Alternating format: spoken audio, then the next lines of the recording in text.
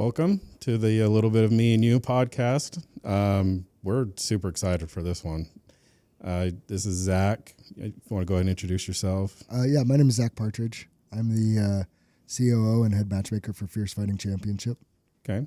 Why don't you go ahead and tell us your story, kind of, what you do during the day, how you got into Fierce, and your podcast that you had as well. That's a lot of that's a You're good, that's man. A lot. So, how I got into Fierce? So, I mean, I'm not even like a lifelong MMA person. I just found MMA I haven't even been training 7 years yet. I got my kid into it at a local gym. I live up in Kaysville, Utah. I got my kid in there. I was about 270 pounds. Looked like a lot of fun. One of the pros at the gym was fighting locally and selling tickets, to his fight. Hey, do you guys want to come? And I had a buddy that introduced me to MMA, and so it's just like I wanted get my kid into something that wasn't soccer. Right. He was 4 or 5 years old. Right.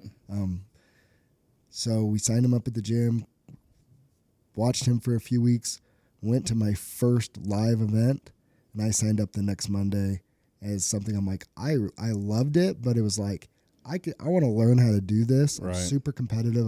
I grew up football, baseball, basketball, golf for fun. But, I mean, just like you do, a couple knee surgeries, get married, get fat, 270 pounds. I'm like, I just need to get something I can get in shape with. After a few months, my coach said, you're pretty athletic. Like, do you want to fight? And I was like, it might be a cool, bucket list thing. He's like, well, let's get down to close enough to fight at 205 and you can fight. Right.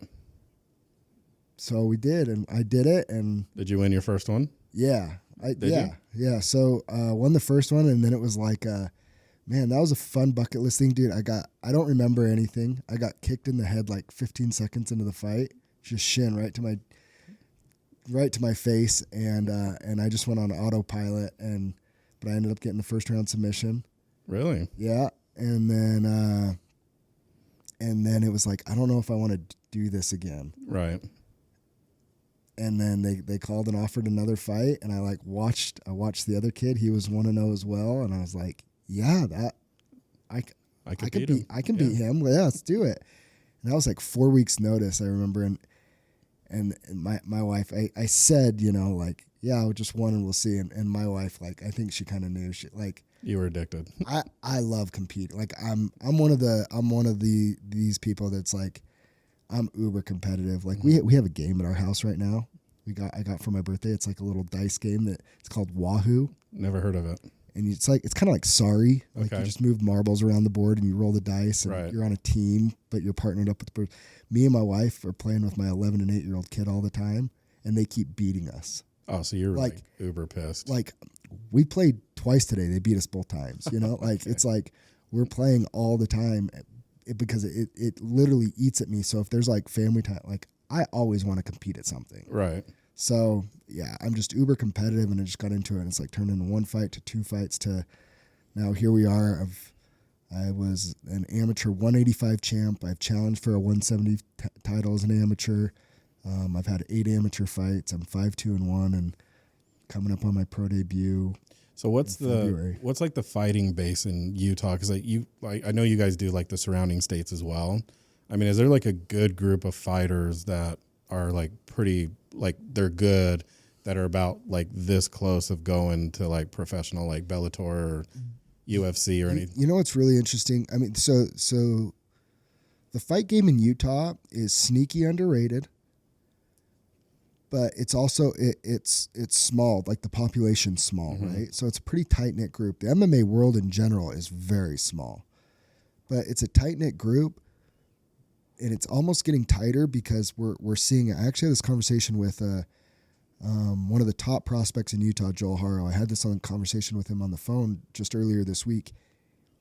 We're right there at a breakthrough point where we have a bunch of guys for the first time ever. I feel maybe not ever, since my time in the sport. Right. Back when Showdown was around, which was a show that was down in Utah County at UVU, they put a lot of guys into bigger shows on The Ultimate Fighter when Court McGee kind of went through, and some of those guys, Josh Berkman, Jordan Smith. There's a bunch of guys, but that's kind of like we're kind of entering a new era. Now you're seeing Kent Mafaleo, right. You're seeing Zeke Latu, Joel Haro. There's a kid in Leighton, Cole Faust. He just made his pro debut. He's 1-0. He'll be in the UFC here real quick. I mean, this new generation, this new wave of talent that grew up watching all those guys, they're all knocking on that door, and they're getting very good. There's a kid making his pro debut for Fierce, Andrew Mickelson, who was our amateur 185 champ. Super athletic, has all the potential in the world to go to the UFC.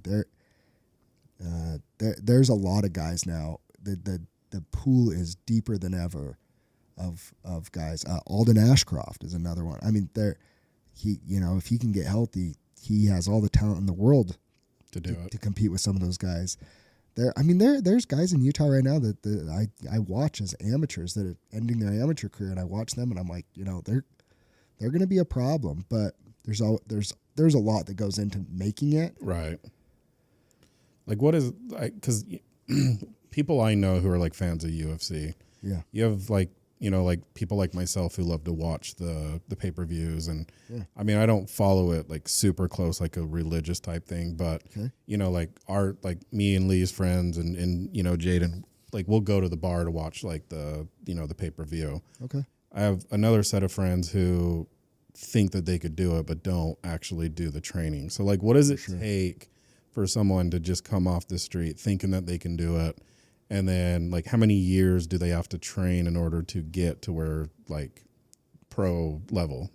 Well, I mean, it's really, I mean, it's twofold. I mean, anybody can go pro if they can get a promotion to want to pay them to fight. Right. But most likely, the business side of it is, and not too many people understand this, is you're probably the B side, and you're probably getting brought in to get your ass kicked, beat up, right? Right. By the hometown guy. Right. So what does it take? Man, I don't know. It depends. It depends. It used to not take much. Like a good athlete used to be able to skyrocket right to the UFC. A lot of ex-NFL players that like just couldn't cut it in the NFL because they're the freak of freak athletes, right? Right. They transition right over to MMA, and it's like, whoop, well, you right have to like the top. Brock Lesnar who made the wrestling jump. But look like Brendan Schaub. Yeah. Right. Everybody, right. Long before he was a comedian and podcaster and whatever, he was at the University of Colorado. I believe he was on the Buffalo Bills and New York Jets, practice squads and stuff. Wasn't working out for him. Transitioned to MMA and was undefeated prospect. Went on The Ultimate Fighter. Lost in the finals. Got signed. I think he got up to like number 6 in the world as a heavyweight, all within like 5 years. So that's a pretty quick timetable. That's a quick timetable. Okay. I don't think MMA is necessarily that way anymore because now I feel like one thing that people in MMA don't fully understand is that there are a lot of fighters that had that quick rise. They caught on quick. BJ Penn, right? Yeah. Just a natural. Just caught on quick.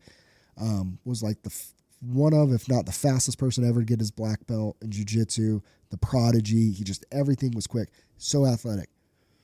But most people, like, you could go really far in MMA by just being dedicated and tough. So if you're dedicated, you're training all the time, you're tough, you could get really far by just being a grinded out type guy. Right. But now athletes are getting into like hyper athletes. Like John Jones is the greatest fighter of all time. Right. He's the runt of his family. That's crazy. He has 2 brothers that are in the NFL that are both like, I mean, I know you guys all love John, but they're like, we beat him up his whole life and we'd still whoop him now, Right. And I don't know if that's true. I doubt it. But like his big brother, Arthur and Chandler Jones, everybody knows Chandler. He's off his rocker right now. But, they're like, dude, we beat John up forever. Why do you think he's so tough? That's such a killer family. Though. I know. It's crazy. But he's the runt of his family, and he's the greatest fighter of all time. Like, so what happens when elite athletes like a Chandler Jones, what happens when elite athletes start training when they're 5 or 6, and then they're doing kickboxing and jiu-jitsu and then doing wrestling through junior high school, and then they're not doing college, but they're going straight to being professional fighters. Right. You get Cole Faust. Right. Who I told you just went 1-0 as a pro. One of the best prospects in the country, if not the world, lives in Layton, Utah. That's Cole. Okay. He could have been a phenomenal football player, basketball player, baseball player, whatever sport he chose. He's a great athlete, but he's super dedicated and everything too. But he's been training with our coach since he was 5. Right. And he literally is. So he's 20. I think he just turned 22. And I'm like, so he just fought somebody that was a Bellator 3-3 and a Bellator vet for his pro debut. And beat him pretty bad, probably. 30-27 in all 3 rounds and completely controlled the fight. Because even though he was the younger fighter, he's been training for 17 years. You can't catch up to those kids. Right. So those kids are coming now. So there's almost two classifications to answer your question. Sorry, this is a very long one. No, you're good. Answer. You're good. There's almost 2 answers to it. I'm 35. I'm making my pro debut now. I'm never going to be able to compete with kids like that. And I train with them every day. When people are like, "Do you want to go to the UFC?" I was like, "That'd be a great pipe dream, but it's not realistic because I train with a kid that I know is going to the UFC one day or whatever big show he wants to go to, right? Chooses to." That kid, we're on different trajectories. We're going to start seeing more of those, which is going to eliminate a lot of the people that are like, get started later in life and can just like dedicate 5, 7, 8 years to their life, go on a good run and get into the big show. You're actually seeing the pipeline grow. It's coming. It's terrifying. Is it? It's terrifying. Well, like MMA, like the UFC is such a huge spectacle. When you have guys like Faust make that jump, like how does that benefit Fierce? Is it just like, hey, you came from Fierce? And he fights at Still Fist, which is the other show here locally. Oh, okay. The show I grew up with. And he fights there. I think we're going to start seeing him already start traveling out of Utah and fighting on some bigger shows this year. But he's never fought at Fierce. But when those people, the main thing that you want for Fierce, running Fierce, what I want is I want to be known as a show that if you come fight at our show and you become one of our champion at a weight class, that puts you on the UFC's radar. Okay. So our goal, if you will, in growing the show is you're not going to be the UFC. Just like every other football league that tries to like be the NFL. The XFL. Dude, you're never being the NFL. It's not happening. Right. Nobody's being the UFC. Right. ONE FC, Bellator, PFL, those guys, good luck. It's never happening. But they're successful in their own ways, though. Absolutely. Right. But they're never going to be the UFC. Right. Right? So our whole mentality is we want to be Alabama. Okay. We want to be the show that is producing the most consistent talent to the big show. Right. Right. As a Gator fan, that hurts my feelings. Sorry. I mean, I'm not a fan of Alabama either. But I get it. But you get the analogy. Metaphor, for sure. Right. And so it's like there's regional shows all over the country. There's A1 Combat in California with Uriah Faber. There's LFA, which is like probably the best respected. Like if you become the LFA champ, you're going to the UFC. There's Fury FC. There's Cage Titans in Florida. There's all these shows all over. We want to be one of the Power 5 conferences, if you will. Right. We want to be, like the Big 12. We're the Big 12. That's what we want to be. You want the Mountain West. Yeah. Like this is your territory. So we want to be like the Big 12, and A1 can be like the Pac-12, and that's what we want to be. As far as size, how do you guys compare to Steel Fist? Well, it's a different business model. Okay. Steel Fist, if you look at most of their cards, they do. They are probably, from what I've seen, they're one of the, if not the best show that puts on a show, production-wise, that highlights amateurs in the country. Okay. But their shows are predominantly amateurs. Okay. Were your guys maybe 1 or 2 pro fights? When we put on these shows at the Maverick Center, it happens sometimes that there's more amateur fights, but we have a huge card on February 10th. We have 6 pro fights. We're actually going. Fantastic. Buying tickets. Heck yeah. I actually told Zeke that last night. Perfect. But there's 6 pro fights, but there are still 8 amateur fights on the card as well. Right. But we're trying to be the fight game has an ecosystem with it. We have a smaller show that we call our Challenger Series, which is where it's more highlights the amateurs to build up to the Maverick Center and the bigger show. Okay. But no, Stillfist, they do a great job. High quality production. They kind of give the amateurs, like, that's their big moment. Like, they do a lot of really cool things, with like the walkout and sparklers, and it's cool, right? And I fought there, and I enjoyed fighting there. And most of the people that started in Utah came up through Stillfist. Okay. So is it safe to say, like, Stillfist, in a sense, could be a feeder to Fierce? Yeah, I mean, yeah, in a way. I mean, you could say, I'm just looking at all the guys that are fighting on February 10th. We have some big names on there. Camp Mafaleo started in Stillfist. Carson Hardman started at Stillfist. Joel Haro, started at Stillfist. Zeke Latu started at Stillfist. A lot of these guys, they got their start there. I got my start at Stillfist. Okay. So they've been around for a really long time, and they do what they do. They're very, very good at. But there's so many fighters that are trying to fight right now, and the sport's growing so big. We had to do our Challenger Series or else, like, we would just like never be able to get enough people on the cards. Right. So it's like, and we're working on. Yeah, I mean, some people it's like viewed as competition or whatever. I don't really view it as competition. They're trying to do one thing, we're trying to do another thing. Totally understand. I mean, how I would relate to that is, like this podcast, for an example. Sure. There's a million podcasts out there. For sure. 100%. For sure. We're looking to be like our own little niche. Yeah. One thing that, we did come across, and you brought it up earlier, like, you actually ran your own podcast. Yeah.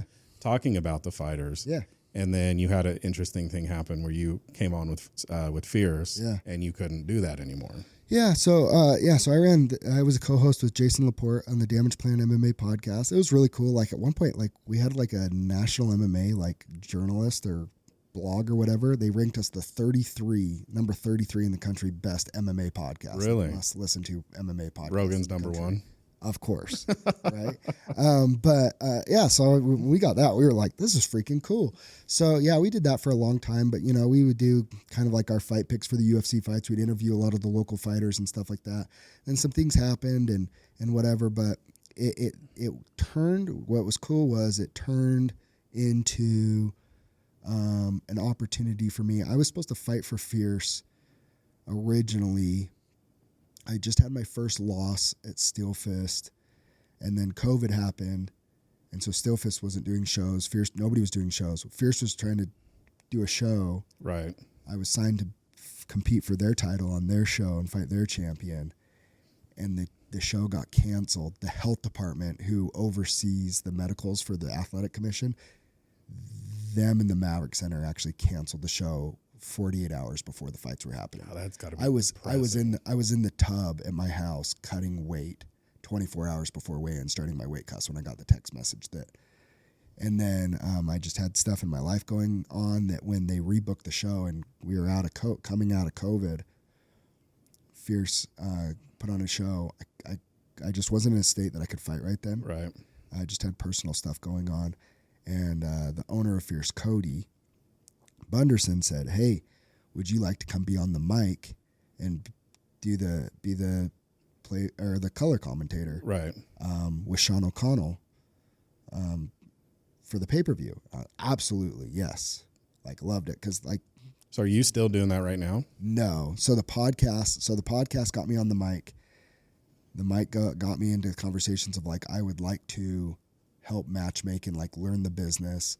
That got into me going, maybe I want to buy a promotion or I want to start my own or whatever, to finally Cody going, you've got kind of the eye for this. You know what you're doing with matchmaking, and you help in the little bit that he'd given me. He in the conversations, he knew that I had a direction that I wanted to grow right. Fierce. And he said, dude, I'm so busy with my other business. He took me to lunch and just said, come run my show. Okay. You be Dana White, I'll be the Fertitta brothers. Like, right. I want you to come run the show. And I just jumped on it. And how long has that been? Is it just like straight out of COVID? My first show, he helped me run the first show of 2022.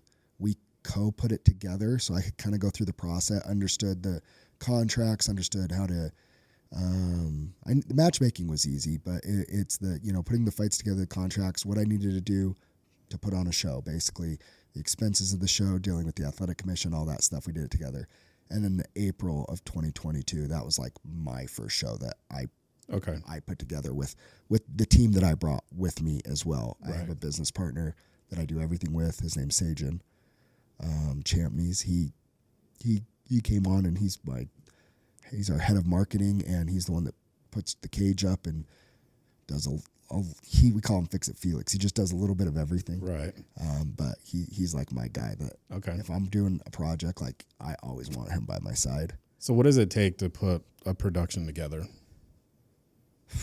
I mean, because you have to get the okay from the athletic commission, right? Yeah. So you got to put you got to get your licensing done, and you have to get everything from the athletic commission. You have to put the fights together. You have to get the contracts out, signed, back. You have to get all the fighters, their medicals done. You have to get the athletic commission to approve the matchups. Fighters get suspended all the time. You have to make sure they're not, medically suspended, substances suspended, administrative suspensions from the athletic commission for doing there's a lot. And then, we have a pay-per-view team. So we have Pat's Media down in Price. Out of Price, Utah, they run all of our pay-per-view production. Okay. We have a commentary team and a media team headed up by Blake Arulian, who does this is all teams that through myself, my staff, or Cody's helped with. We've just built this team and we're just in full on just build mode. Because I saw on your website you have your February 10th. Yep. And that's a huge card. It's our biggest card ever. And then you have the 24th, which is the one you're fighting in, right? Yeah, that's in Crown. So, and then we actually have a show before that. So January 27th, if you look on our website, January 27th, we're up in Idaho Falls at the Mountain America Center up there. Okay. So we put on 11 shows last year, and the growth of Fierce is 2022, we did 7 shows.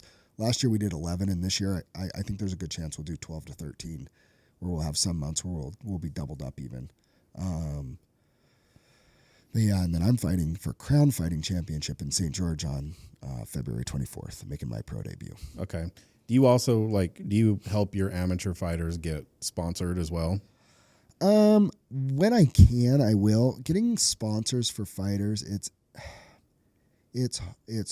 easy, but it's hard. Too many fighters, they just go out there and they're just like, "Hey, I'm fighting. Sponsor me. Right. It helps. Thanks." Shaking that change jar on the side of the road. Yeah, and it's like you might get somebody every once in a while. It's like, "Hey, I'll give you $100 or whatever." But I try to explain to them, if you go and build relationships with these guys, what can you offer them? How can they get a return on their investment? Because if you just go and take a couple $100 from a sponsor, they go, "That was really cool. That was really fun. Maybe next time I'll just buy tickets." Right. Right. Whatever. There's no return on investment. The exposure isn't huge because they probably don't have a following. You get some fighters that they don't even I have fighters that are begging me to fight sometimes, and it's they don't even have. Where's your social media? Oh, I don't have any.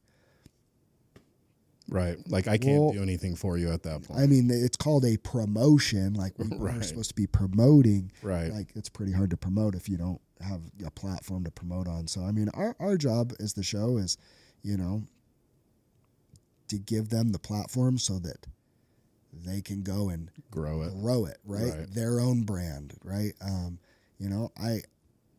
I was given a platform when I fought at Steel Fist, and I took that little bit of exposure they gave me, and I grew it into, what it turned into. And I mean, as an amateur, you can make thousands and thousands of dollars as a fighter between ticket sales and sponsorships and things like that. But you have to go hustle it a little bit and little leg work and things like that. Well, you have to do, you have to get the word out. You almost have to do shows like this, and we're such small potatoes right now. When we'll continue to do, our show, and sounds like a lot of your fighters, according to Zeke, want to come on, and I'd love to have them on. Just do it. I mean, and the beautiful thing about the MMA fan base too, as well, is it's mutually beneficial because they're super loyal. So I mean, all it'll take is, Zeke shares it. I watched it. I was like, hey, I'll go on, Right. We'll share it on the Fierce platform and things like that. And then we'll go, and you'll get more and more of these fighters on. And the MMA community is a super loyal community too. So if they start seeing that something is giving a platform for MMA, they all want to support it too. And it just, right. And it kind of just snowballs. Well, I feel blessed that you came on. Definitely blessed that Zeke came on. I've known Zeke. He previous companies used to work for me. Super good dude. You could just tell he's got that it factor. And I know watching or interviewing him on his, he fesses up like, hey, I didn't do my cardio my last fight. Yeah. I kind of screwed that one up, and now I'm doing this full time, and I think it's great that he's jumping into it. But I mean, you probably have a ton of fighters you talked about Ken Mafaleo. He's going to come on, Kent. Sorry, yep.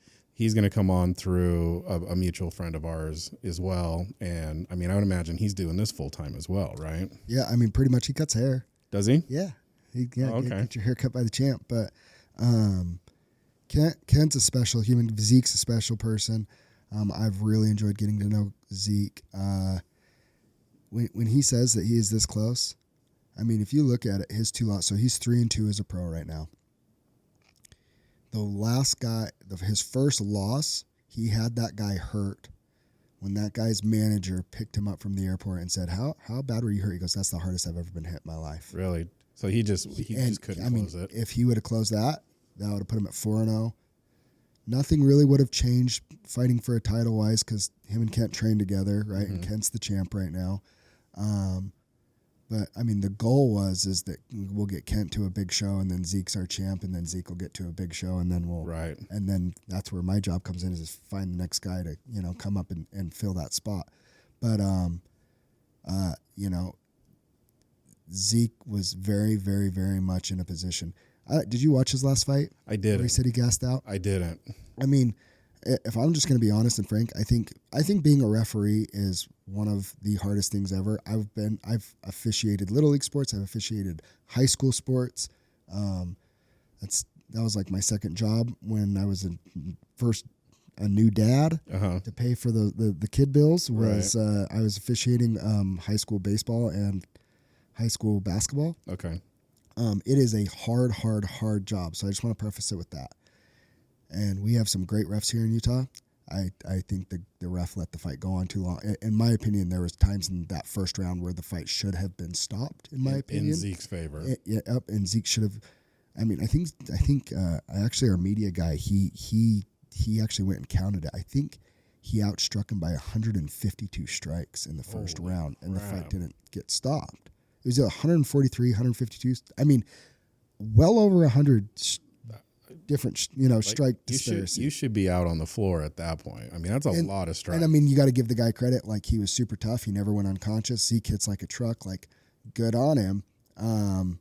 But I felt like Zeke did enough in the first round to get the win. And to Zeke's credit and character of the type of man he is, when everybody was freaking out on social media about how the ref screwed him and this and that, he took the accountability and said, no, like, props to the other guy. He won the fight.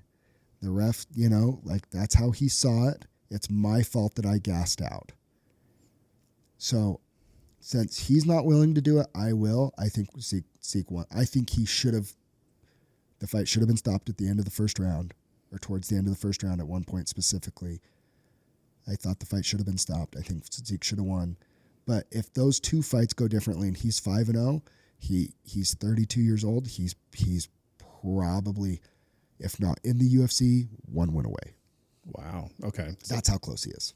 He was. Now what about Kent though? Because now Kent's undefeated, right? Yeah. And then I don't know how true this is. This is coming from, a buddy of mine. But, like, the last guy that Kent was scheduled to fight wouldn't even come out of the locker room. Okay, so there's a story there. Happy to share it. Okay. That is actually the guy that gave Zeke his first loss. Okay. Yep. So what happened was we were at weigh-ins after weigh-ins, he pulled me aside and said, hey, I was sick earlier this week. I'm feeling better right now, but I was sick. Haven't been feeling good. I really didn't know if I was going to be able to fight this weekend, but I'm feeling better now, and I think I'll be fine. And I was like, okay, that's weird. Honestly, in my mind, I thought he was setting up the excuse of when he loses, why he lost. Right. And then he'd have somebody with the promotion that could vouch and say, yeah, he said he was sick, but, you know, like a warrior, he went in there, he gave it his best, came up short, you know, maybe build it up towards a rematch, whatever. I don't know. I don't know him personally well enough to know, like, at that point, what he's doing. I get a text message the next day at like 10 a.m. Hey, man, I just tried to jog. I'm super sick. I'm not going to be able to fight tonight. I'm like, bro, come on. Like, right. And like, especially with this is a main event title fight. Right. That was big for the promotion. It was a big fight for Kent, but it's a big fight for this guy. The winner very, very likely there are UFC type eyes on this fight. The winner could get a call from this fight. Right. What are you doing? Like, you know how important this fight is. His manager told me last time he fought sick, he got knocked out pretty brutally. I think that was in the back of his head. And then he's like, man, I don't think I can fight longer than a few minutes. I said, well, cool. You look at all of your fights and look at all of Kent's fights, 90% of them end in the first round. This is a first round fight. You're going to win, or he's going to win in the first 5 minutes. Right. You just told me you got 3 or 4 minutes in you before you get tired. Like, dude, bet on yourself. And what was so crazy is you followed the big fights. Did you see the Tom Aspinall, Sergey Pavlovich heavyweight interim fight? Yep. That fight all came together in 2 weeks.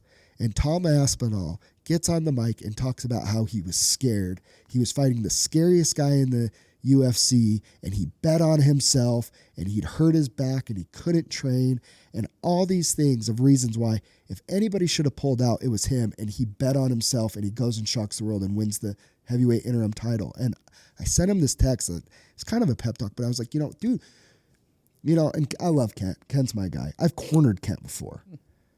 But it was like, dude, bet on yourself and go have your own Tom Aspinall moment. Right. Like, at the end of the day, I'm a promoter, and I have a personal friendship and relationship with these guys.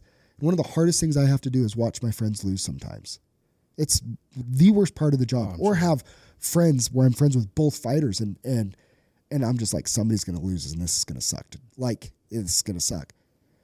But, there's part of me that just wanted, as a competitor and as a man, I'm like, bet on yourself. Like, what can we do to get you to feel better? I'm like, go to the store, take Sudafed, get some Afrin, like, right, get some air. Your muscles are failing because they're not getting oxygen. Like, clear out your airways, get some oxygen. Right. We paid for him to go get an IV. Get all the feel goods, like, do all this. And it was time to come to the arena, and he refused to come to the arena from the hotel. See, so like when that happens, though, from an outsider perspective, that's the difference between a champion and not a champion. Yeah. Well, and I told him too, I said, bro, are you sure? And he's like, yeah, I'm not coming. And I said, you know how this looks. Like, I'm not calling you a puss. Sorry. But you're a puss. And I'm like, I'm not calling you that, but that's how it looks, right? And he's like, I know how it looks. And I was like, you're going to have to live with this, dude. Like, I have sons. I have 4 boys. I know he has a son at home. And that was one of the things he said, like, when he apologized he's like, I'm going to have to explain this to my son. I'm like, I would have rather come to the arena and get knocked out than that. Or at least like show up. Well, here's the thing. He could have shown up, and he was sick. He did have a cold. Granted, he could have, and I said, come to the arena, get looked at by the doctor, and get medically uncleared to fight, and say, have the doctor say, no, he's not fit to fight. I'm canceling the fight. Let the doctor do it. But the thing that sucks is at the weigh-ins, he said he was healthy, because if you tell the doctor you're not healthy, then they're going to watch it, and they can cancel the fight. But by not going to the doctor and doing it that way too, now he got suspended. Now he has a big fat fine that he has to pay before he can fight again. Right now he doesn't have a way to pay it without fighting. He can't fight without getting his suspension lifted. Like, he's created a lot of problems for himself by not following the correct process through it and not coming to the venue. And at the end of the day, he's like, yeah, I didn't want to come to the venue because I was worried I'd get, like, talked into fighting. And it's like, if you're worried about getting talked into fighting, how sick were you? Right. And I'm not trying to discredit him or say that he wasn't or anything, but the way he handled it just brings up a lot of questions. But at the end of the day, too, you know what? He respected and feared Kent enough to know that if he wasn't at it 100%, he knew it was going to be a bad day for him. There are guys in the UFC right now. I just watched a heavyweight match a couple hours ago before I came here. And when I watch heavyweights in the UFC, I watch them and I go, Kent beats them. So he's ready. I think so. So do you have to wait for like a Bellator or UFC to approach you guys, or do you have a way of, hey, they won't approach me.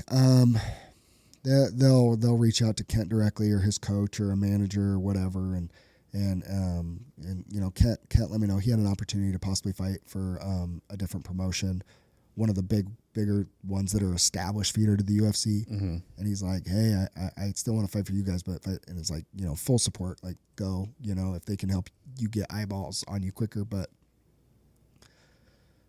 he's 36. He knows this, the window's closing. Right. But heavyweight is the one that the UFC will sign older people. They just signed a 4-0 37-year-old or 38-year-old. So it's not closed, and we plan on keeping him as active as possible at the beginning of this year to try and get him signed. Give him every opportunity to get signed like he should to the UFC or the PFL before the end of this year. Right. Because it just seems like in the heavyweight class, it's harder to get people to fight. Like absolutely. It seems like the pool is really, really small compared to everyone else. Well, athletes again, right? Right. Because it's not tough guy. I mean, people think heavyweights, they think like two big fat guys in there and stuff. And dude, that's just not the case anymore. Like Zeke and Kent are heavyweights and they're solid. Yeah. They're not just fat dudes anymore. And that's what it kind of used to be. And I think the more athletes and like legit heavyweights that are there, I think it's a little more intimidating. And so there's just not that many human beings that are that size that are down. Just talking with my buddy, you know, like he was saying, like it's hard for Kent to book fights because like of the area we live in. I don't know how true that is.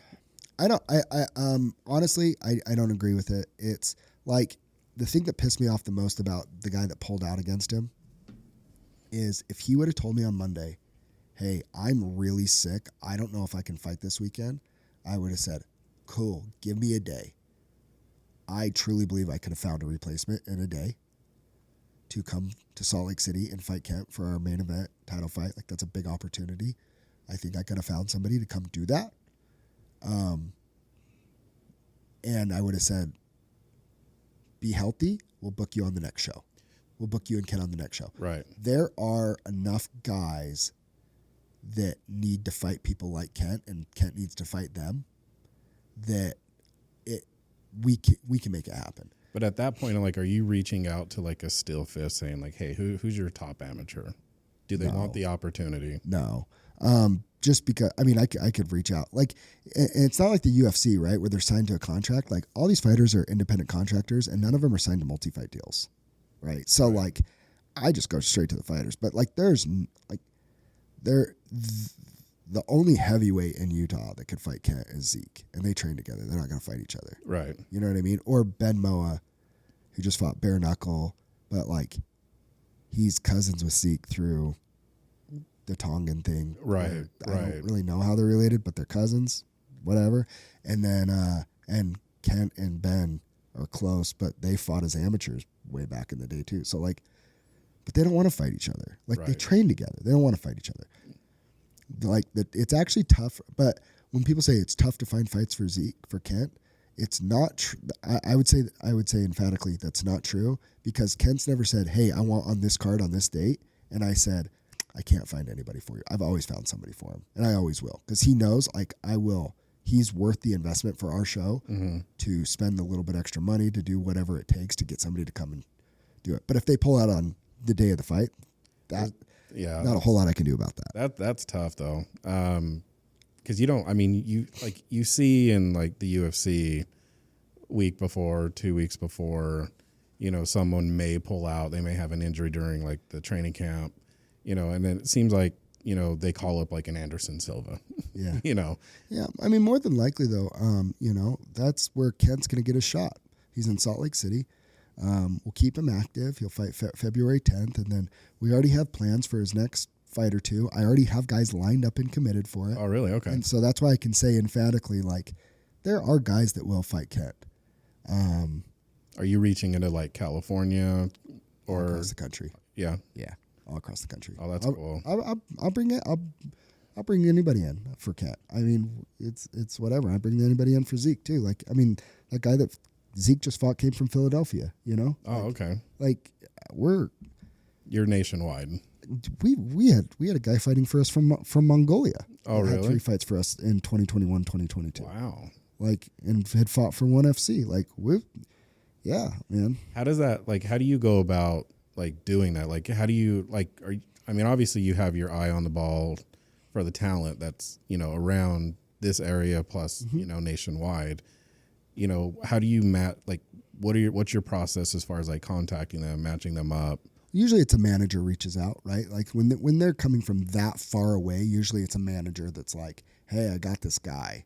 He's really good. Like he needs 2 more wins to get to the UFC. Like, I think it's a sign of respect for our show that they feel like our show is that platform that could, if they get 1 or 2 of the wins at our show, like, it could get us. I mean, dude, Chris Curtis had a fight booked and did fight for Fierce, I think for his last fight or second to last fight before he got to the UFC. So like we're starting to be recognized and respected as a show that puts on higher level pros, which is that's what they need. So usually it's a lot of managers. Like I'll get managers that send me lists of guys, and like that's how we had at one point. We don't anymore, but at one point we had a good relationship with that Mongolian and his manager. What happened?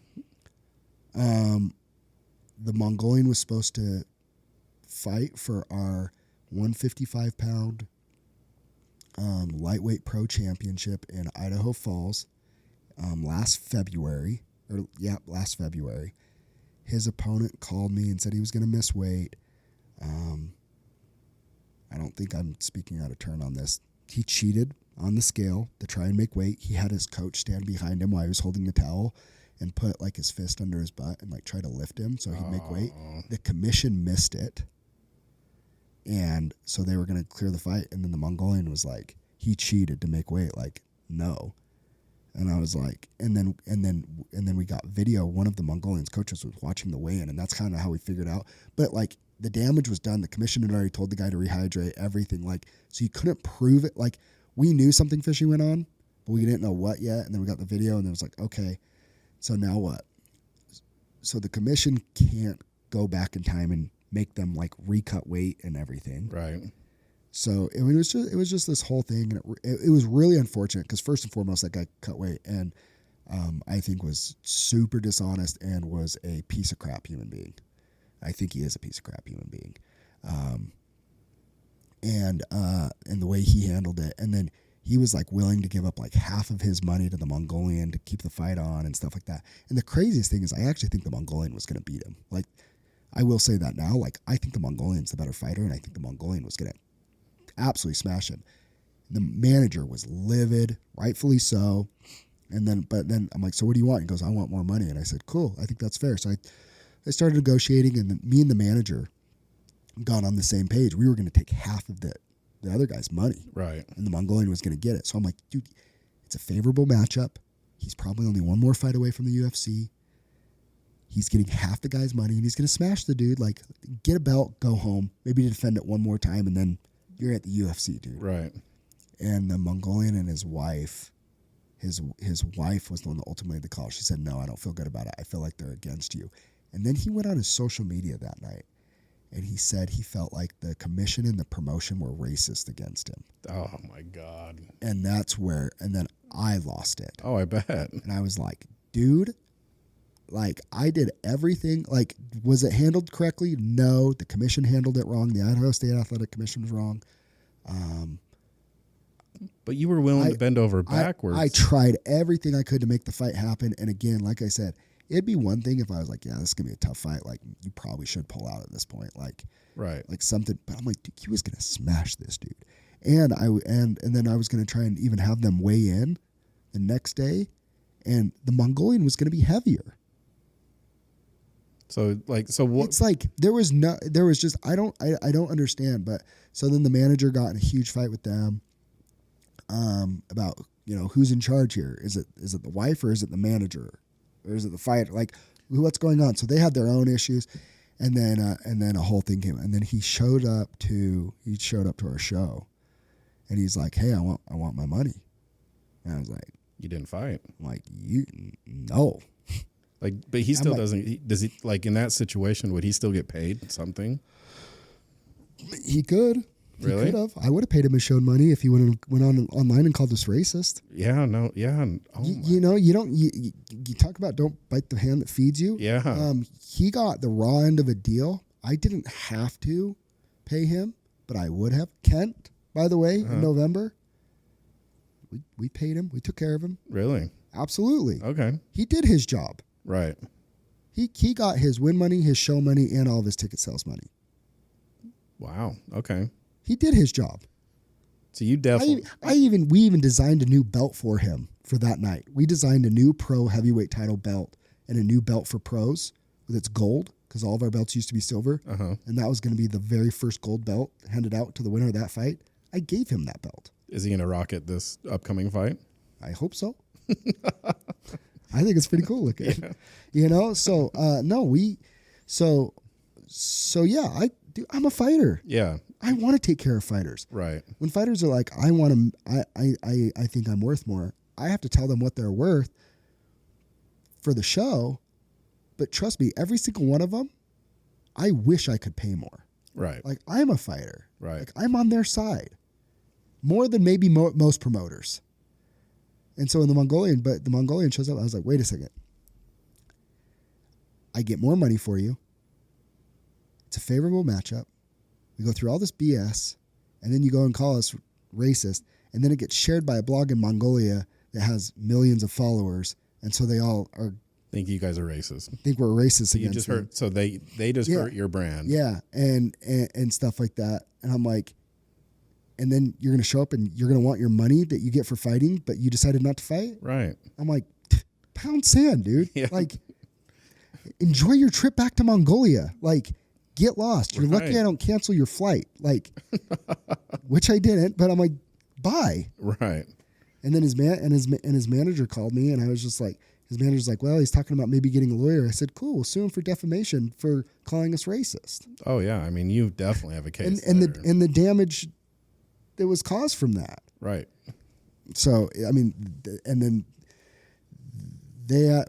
we had a falling out. Obviously, he didn't fight for us anymore. And then the manager, the relationship just kind of fizzled from there. So do you think that dude's still fighting?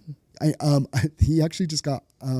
He's under new representation, and they reached out, and I mean, he's legit. He's training in Colorado with Justin Gaethje. Like, I just saw a picture of him training with Drew Dober and Justin Gaethje like a month ago, and then new management was like, hey, we have a list of guys. Like, how new managers approach us. Hey, we have a list of guys that we represent. Like, what are you looking for? I give them a few fights that I'm looking for, and they're like, hey, we have this guy that could fill this need, and it was him. And I was like, no, he's not coming back. No. He's fought for us before, and no thank you. Did they want the backstory on that? No, but I mean, it's just, he's just done it to himself, and I think he's burned his bridges in a few places now, and I mean, you can only play the race card for so long.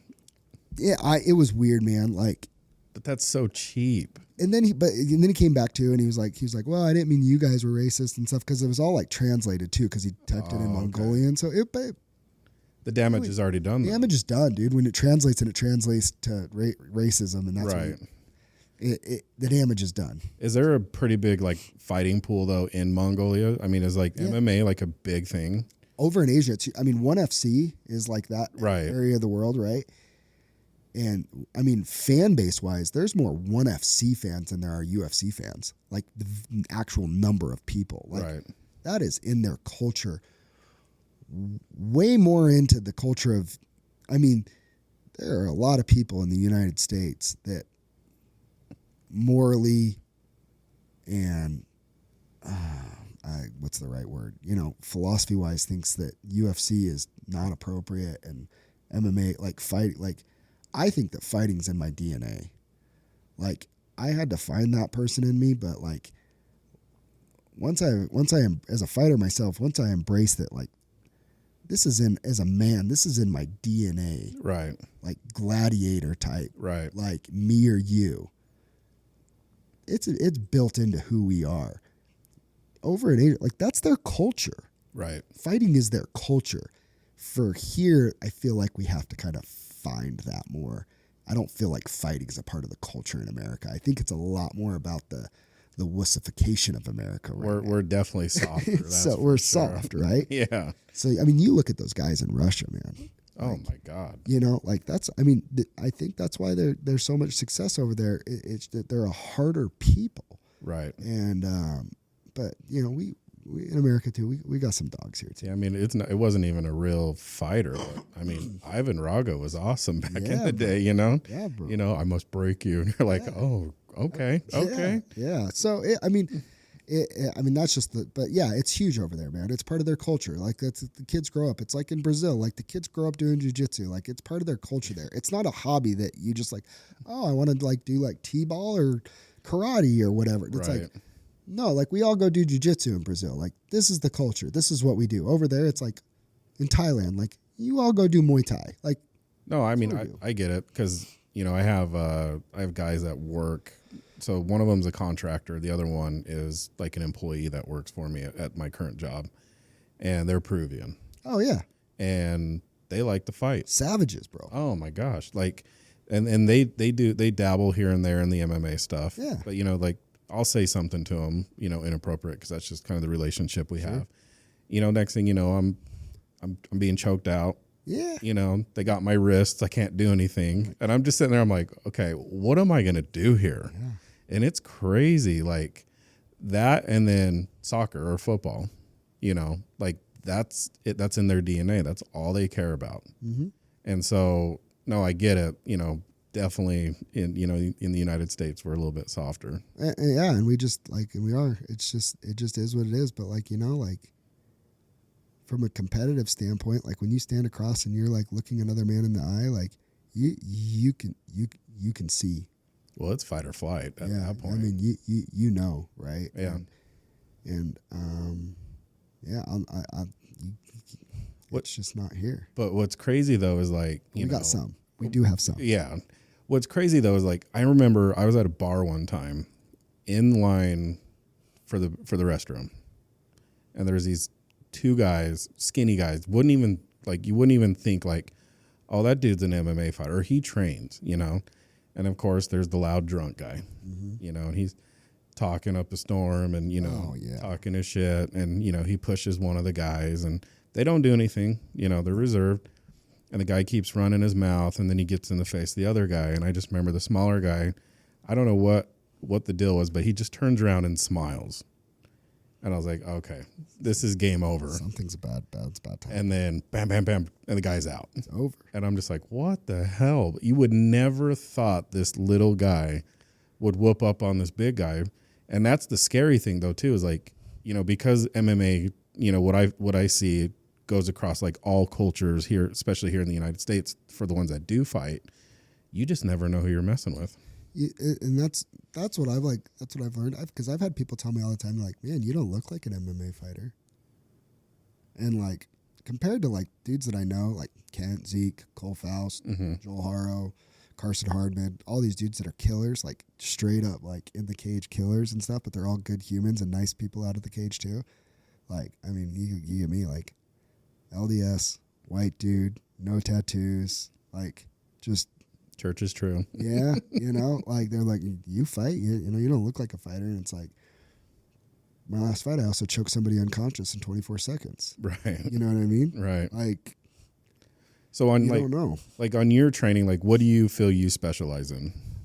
So one of the things that I feel like has been one of the best benefits for me is I started with from zero anywhere. Like no knowledge, no nothing. No wrestling, no karate, no striking, no nothing. Like day one was day one of everything for me.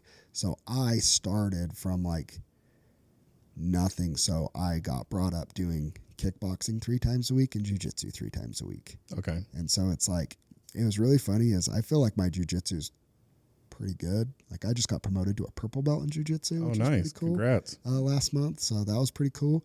But, and I asked my coach, I said, what do you think I'm better at? And he goes, striking for sure. Really? I was like, really? But I mean, he gave me, I got a black belt in kickboxing under him, in 2022. Nice. So I'm a black belt in kickboxing. I'm a purple belt in jiu-jitsu. And then with Cole Faust, he teaches our MMA class. Is like the top dog at our gym now. He teaches the MMA class, and his base is everything too. But he's a wrestler. He's a state champion wrestler from Layton High School. And so he teaches like MMA wrestling class, and we do a lot of wrestling drills. And so the last couple of years, my wrestling's really leveled up too, just because of him and what he's taught me. So it's like I feel like I'm pretty well rounded. Like I would love a fight where we could just like stand and bang, but it just always seems to go to the ground, and I have more submissions than anything else. So I view myself as a jiu-jitsu guy, but other people view me as more of a striker. Okay. The wrestling thing is the most interesting because I always wrestlers. Well, so I, as a fan, you kind of cling on to like certain fighters, Yeah. And I love the trash talk. So Connor. So Connor's, I mean, I come from the era of like my friend Jordan Johnson, who introduced me to MMA, was like, I went over to his house. He used to have a pool table, and we used to go shoot pool in his basement all the time. Mm-hmm. And he's like, dude, watch this kid. And it was the documentary of when his comeback after he tore his ACL when he fought Max Holloway. Right. That's when I was introduced to MMA. And then he invited me to my first MMA watch party, and we watched GSP versus Johnny Hendricks. Okay. That was my first time ever watching MMA. And then the first time I ever watched it by myself at home with my son was Connor versus Dennis Seaver. Okay. Right. So that was like and my dad raised me on WWE and WCW. Yeah, I mean, I feel like that's a Utah thing too. Probably, but so when my dad's like, "Why do you fight?" My parents hate that I fight. They're like, "Why do you fight?" And it's like, dude, you raised me on WCW and like Goldberg and Sting and then DX and all that. Like, what did you think I was going to get into? Like, right. So yeah, the trash talking thing for sure. So yeah, and then when he fought Khabib. Yeah, that was devastating for me. Watch this guy just single-handedly dismantle him. We knew it was going to happen. I know, and like now the thing is if you can get Connor tired and get him on the ground, you're going to beat him, and it's true. Yeah. It's 100% true. Yeah. So like for me, it'll be interesting to see as a Connor fan his comeback. I don't think it's going to go well either. Well, here's the thing. Remember when Connor had this aura around him? Yeah, it was magical. Yeah, I mean. It was. Oh, when he's coming out and you got that Irish music going. When the Chad Mendez fight and then the Jose Aldo fight. I mean, dude, he was. You want to talk about manifesting and speaking into existence and everything. And what he was doing was nothing short of miraculous from the standpoint of it was just the show and the energy and being able to rise to the moment. As people and as sports fans especially, even if we hate them, we love them because I think as people, as individually, you can watch greatness and love and appreciate it. Right. But as a people, like we hate it. Like Michael Jordan, right? Like how many people here in Utah hated Michael Jordan when he was beating the Jazz? Everyone. But man, as he got further away from that, now we all love him. Oh yeah. Right? Like everybody's a Jordan fan. Right. Because we appreciate the greatness. So what Connor was doing, he was truly great. And but he could only do what he was doing because of the work he was putting in. Right. Once he fought Floyd, the balance changed, and then he came back and fought Khabib. He wasn't speaking with the same authenticity. He was forcing it, and you can feel the difference. I mean, it was dark, it was hateful, and he was trying, and that was just him trying to pull it out rather than knowing that he has it because of the work he was putting in, because he doesn't put in the work like he used to. Yeah, I heard, like, I know he, and I don't, obviously I'm not, with him when he's doing this, but, I heard, like, cocaine was a big issue with him. Look at him now. Like, Yeah. oh my gosh, look at him now. Oh, he looks different. He's been on HGH for sure. Yeah. His bone structure's changed in his face. But I mean, I was a huge Connor fan. I'm not even that, because it's like, what I loved about him was his authenticity behind it. And now it's gone. It's gone. Right. Now he's just trying to force it. Now he's still a smooth talker, and he'll still, I'm sure if he comes back, him and Michael Chandler, like the whole, when they were on The Ultimate Fighter together, and he said, they said 185, like, I'll do whatever. He goes, you do what you're told. Like, he's still slick, and it's still funny. Yeah. But there's just a different level of authenticity with it, and it's not genuine anymore, so, like, the show's over for me. Do you think he could ever get it back? No. So do you think, like, if he loses this next one, he's done? I mean, maybe. I think boxing is still, like, the freak show that boxing's turning into. I think that's always going to be an avenue that's going to be there. So what's your thoughts on the Jake Paul stuff? I don't think they're legitimate fights. I think Tommy Fury was the first legitimate fight that he had, and he lost. Right. It was a good fight. It was competitive. It was fun. I think Jake, but like, because everybody accuses him of being fixed. It's really simple. Show the contracts. Right. Disclose the contracts. And they don't. Of course not. Right. I think, I mean, we all saw it in the Floyd Mayweather Logan Paul fight. Like Floyd caught Logan and held him up. Right. When his knees went out. Right. I don't think Ben Askren or Tyron Woodley thought that they'd get knocked out by Jake Paul.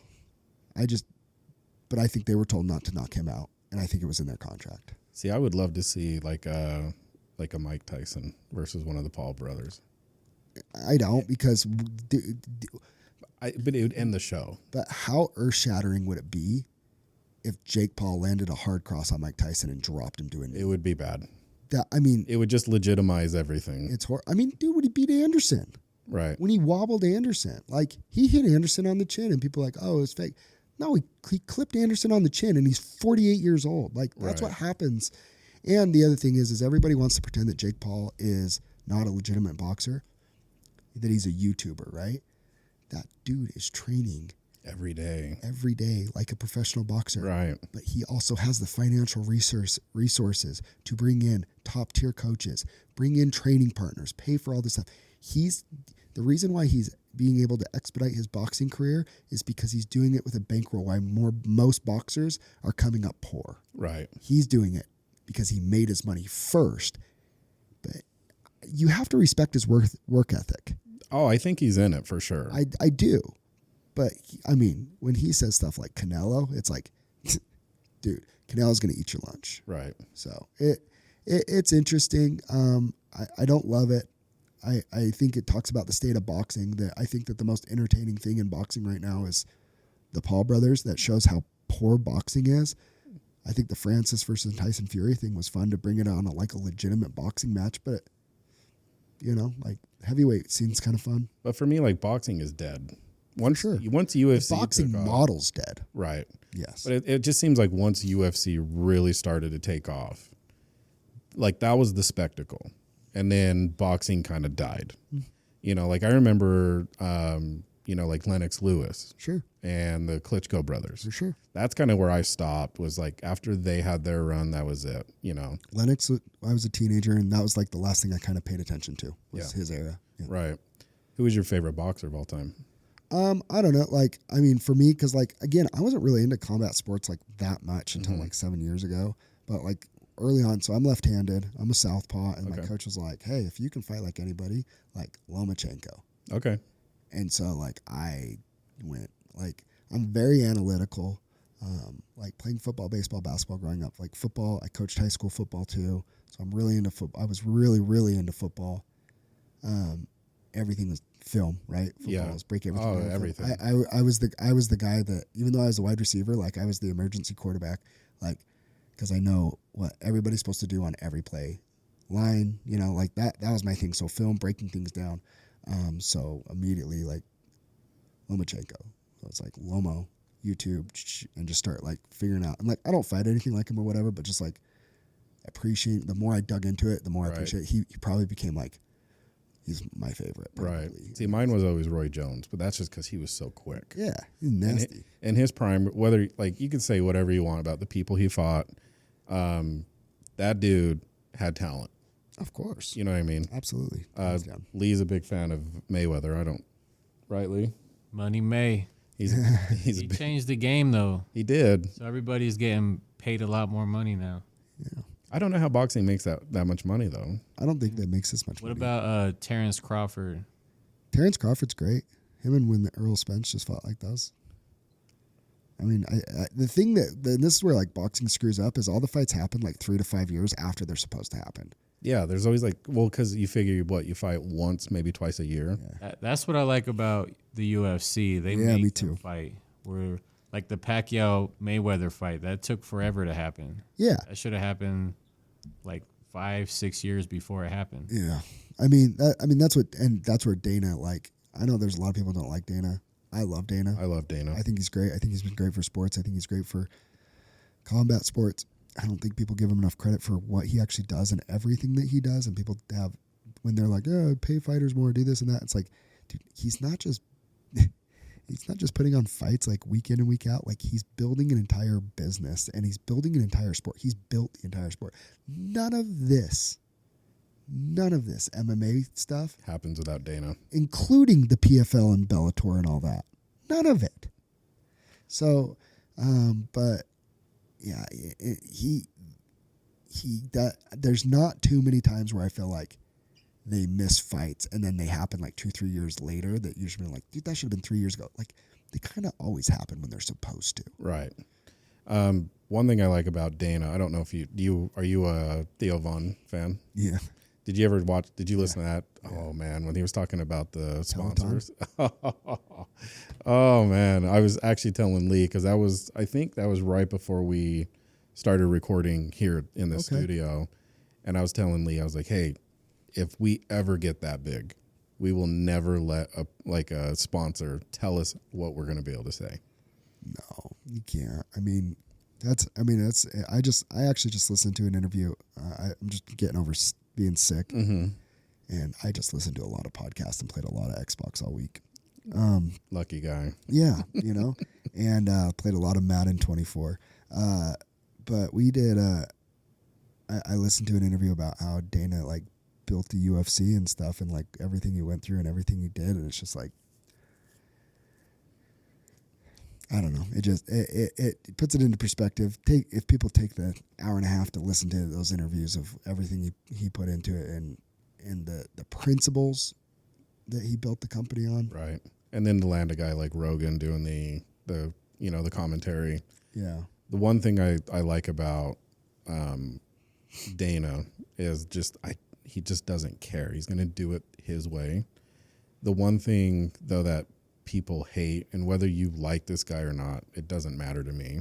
But when Trump shows up to those UFC fights and people go ballistic, that is to me like pure like theatrical. I don't care. I'm going to have who I want at these fights. We don't have to regurgitate. Like Dana said the story a million times. Like Trump was there for him and gave him a venue when nobody else would when they first bought the UFC. Right. And he goes, I really don't care about the political stuff. Like, he's my guy that supported me when I was nothing. I mean, he says it in that thing. He's like, the Trump brand was here. The UFC brand was down here. And he helped. He's like, I don't know if the UFC becomes the UFC without Donald Trump. Right. And so it's like, of course, if he goes, we talk a few times a month. And the interviewer asked him, he's like, what do you guys talk about? He goes, fights. He's a giant fight fan. Right. So, I mean, I say what you want about him. Like, Trump's not my favorite person in the world, but like, I'm definitely not a Trumper. But it's whatever. But I think it's really cool that Dana's just like props. Yeah. It's just it's about the person to him. Right. No, Dana is like what the epitome of what you should become. Maybe not as confrontational. I don't mind being confrontational. Like, trust me. Like, I have no, like, I'll say what's on my mind. I really don't. I really don't care. When I try my best to just see everything from other people's standpoints, but at the end of the day, I am going to do what I feel like is best for me and my family or my business. Yeah. Right. I feel like maybe I'm a little more tactful in the way I say things. Probably. I mean, and Dana's more like, I just don't give up. Yeah, right. And see, like for me, when I hear that, like I respect that kind of person. So do I. You know, I respect it too. That's just. I feel like I don't know. Maybe and maybe it's because he's made it too. You know, like he's made it. Yeah. He doesn't need anybody else. That dude's worth hundreds of millions of dollars. He's got money. He has power. I mean, you know, I still need to build relationships and right. I mean, I don't get me wrong. Like I've put some gasoline on some relationships and torched those bridges. Like if you know I feel like they stand for something that I don't want to be a part of. Like I have no problem doing that, but I'm also not going to just burn one for really because of a difference or something. Right. Looking back on those instances where you've had bridges burned. Do you ever go back and be like, I kind of regret doing that? Nope. No. I don't believe living life in regrets like that. Right. Like, it's a learning moment. I've made my fair share of mistakes. Like people that know me know I am not perfect. I am not, I am not, I don't want to be fake or be something, that I'm not. Like I'm very, I'm pretty comfortable with who I am. Right. But everybody that knows me knows that I make my fair share of mistakes, and I'm man enough to admit them. But I don't live a life of regret. I don't live a life of what ifs. I don't. Right. It's that didn't work out. Okay, learning lesson. Move forward. I don't believe in that. I am a multiple time college dropout, and my life would Same be. Here. I've started and stopped multiple times, and I've just, I'm 35, and it's my life would be a lot. Probably more financially secure the last decade if I would have just gone to college and got a 9-to-5 and done that. But I went down the road of entrepreneurship. I'm not going to live this life of my life. No, I just work harder. But you wouldn't be who you are today if you didn't go down. You know what I mean? No, but I bought my first franchise doing my businesses when I was 22, and I've worked a full-time job plus owned a business and trying to grow, do a job and build a business my entire adult life. Right. It's hard. It's hard on my wife. It's hard on my kids. I'm working nonstop. I work 60, 80 hours a week, I chose that life, we have those conversations, but I've never regretted it. I don't believe in living life like that. Right. Do you see a time maybe in the near future or in the future where you're just doing the fierce fighting thing? I mean, we're pretty close there. Are you? I own an insurance business. I'm a broker. I do home, auto, and life insurance. The state of the economy has gotten things pretty tough to the point where I'm in negotiations with one other company for them just buying my insurance business. Oh, okay. I own a car detailing business. Oh, okay. Mobile auto detailing business. We actually were in the process of selling it, and that hasn't been working out. We sold it 2 years ago. That guy's kind of ran it to a point where it's not doing so well anymore. So we're in the process of taking it back over. So I really do think by this time next month, I will be just doing fierce in my car detailing business and then just maintaining what's left of my insurance business until it gets either sold or something gets fixed in the insurance industry. Well, congrats. I mean, that's motivation for us because, that's part of our goal is, we have a 2-year plan, to kind of reanalyze everything, what we're doing and where we're going with this and all the other projects we're doing as well. Yeah. I mean, it's crazy. Fierce, you'll come to the show, dude, it looks freaking awesome at the Maverick Center. And people I know think that it's oh, look at, dude, if people knew how little money we make putting that show on, they'd be like, what are you guys doing? I've had fighters be like, I need more money. And I'm like, join the list, bro. Yeah, right. Right. I'm worth this. I'm like, no, you're not. I wish I could pay you that. And if you want that, go sell more tickets. But, the business, it's a freaking hard business to grow. It's a hard business to grow. Well, it just seems like more and more as, MMA and like UFC becomes even more popular, people start to think that they can get into that. Yeah, but and that's one of the other things. Back 10 years ago, MMA wasn't so prevalent. Even before COVID, the UFC was only on once a month, one pay-per-view a month, and maybe one fight night a month or so. Right. And then all of a sudden it was COVID. It was we can put this on all every the week. time. Oh, and people love it. There's so much content out there. We're, as a local regional show, we're fighting with that. Right. UFC, MMA is not this novelty, hey, there's MMA in town. But that being said, I think that the Maverick Center could be full if more people knew would be full if more people knew it was happening. But there are still MMA fans in Salt Lake County, Utah, within 15, 20 minutes of the Maverick Center that still don't know that high-level pro MMA fights happen at the Maverick Center. So as the COO of Fierce, how do you go about grabbing that audience? That one of my motivating things too, to reach out and do this podcast. One, I love that you guys had Zeke on. I want to support Zeke. He sent me the clip and I immediately was cool. I paused my Joe Rogan episode and I listen to the episode. Wow. Absolutely. Okay. So, one of the things Joe Rogan talked about is he's when we couldn't get the exposure that we wanted, he goes, I had to go make it happen. He started calling radios and being hey, we have an event coming up. Interview me. And that's all I did. So what did I start doing? Once I heard he did that, I started hitting up as many podcasters as I know that are here in Utah that have an audience that will be in Utah, and I'm gonna be on as many podcasts as we want, and we're calling radio stations and TV stations and. Well, we appreciate it. I feel honored that absolutely that you came on. Like I said earlier, any of your fighters want to come on, more than happy to sit down and talk with them. Kind of the basis of this podcast, when I tell people I have it and they're like, well, what is it about?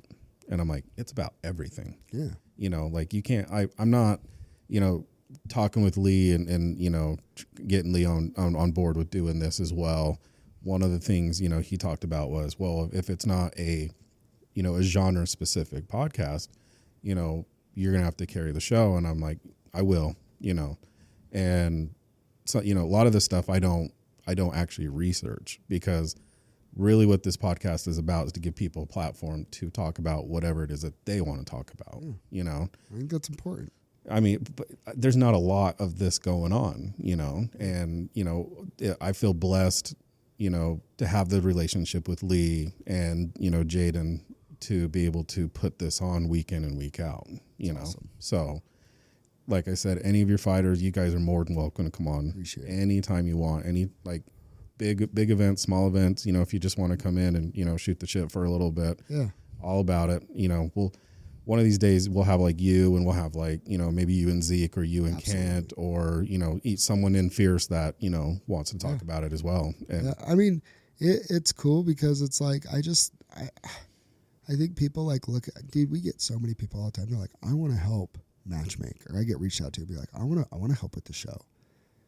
Dude, everybody that everybody has a different journey, everybody has a different story of how they got a part of Fierce or whatever, but the core of our guys, the owner Cody that gave me the opportunity and how I built my team, mm-hmm. They're all guys that just showed up and was willing to do with anything and never expected anything in return. And they've all turned into paid staff now. Right. That's cool. You don't get that a lot. We have so Sajin, I told you about earlier. Mm-hmm. We started the car detailing business together. This kid, he's one of the most creative and just talented people that I've ever come across. And that's why he can wear so many hats. He builds our website.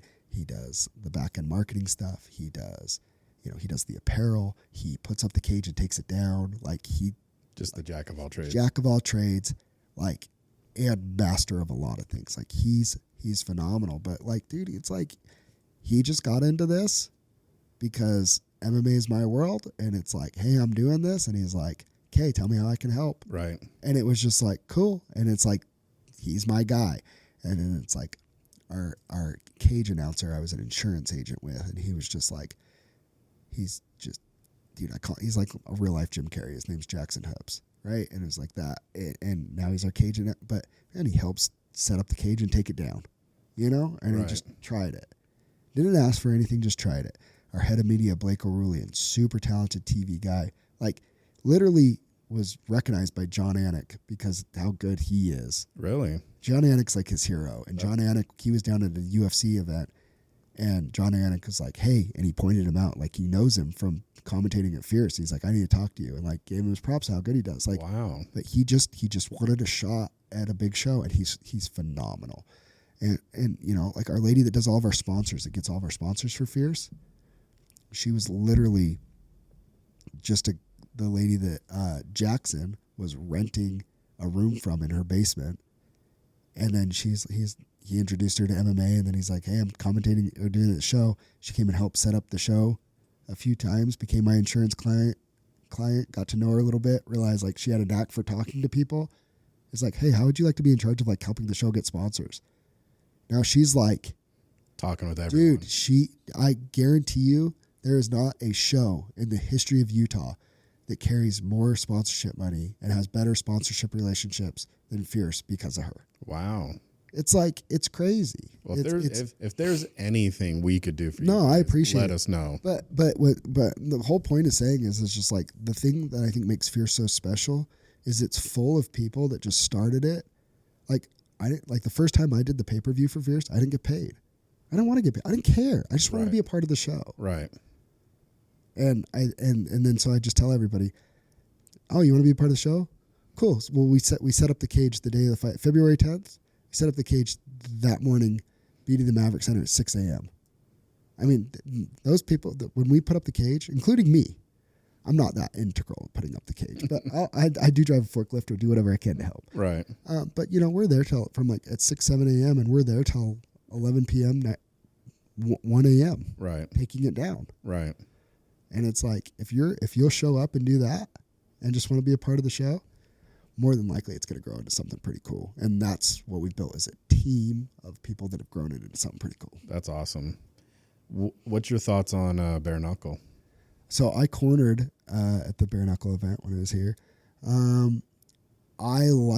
don't like bare knuckle. No. Not a fan optically of it. Helping a teammate and cornering him through it, going through the experience, I would say it opened my eyes to it. I gained some respect for the show. BKFC does put on an incredible show. I think that to understand the backstory, I'm not trying to like take a shot at them by any means, but it's like, if they didn't have the financial backing of Triller, there's no way they'd be able to do what they're doing. So they struck gold by getting Triller. Yeah. Off air, I'll share some things with you. It'll blow your mind. Okay. But about bare knuckle. But I'll say this. I know they're coming back in 2024. Mm-hmm. I don't think I'm breaking news by this. Like they're coming back this spring, summer, and they want to do it again. My wife doesn't want me to, but after watching it, I'd be like, you thinking about doing it? Looks like a good time.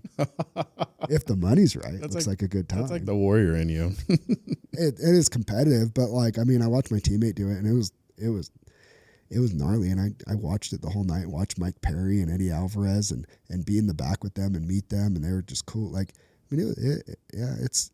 It's interesting, but not my thing where I'm gonna watch it on TV. I watch the UFC pay-per-view or the UFC show every week. I haven't missed a UFC fight in years. Isn't bare knuckle backed by Dana? No. I thought he had something to do with it. Nothing. No. Oh wow, I was wrong then. No.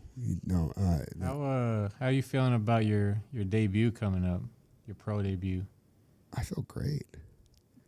Yeah. What do you know about your opponent? Really interesting.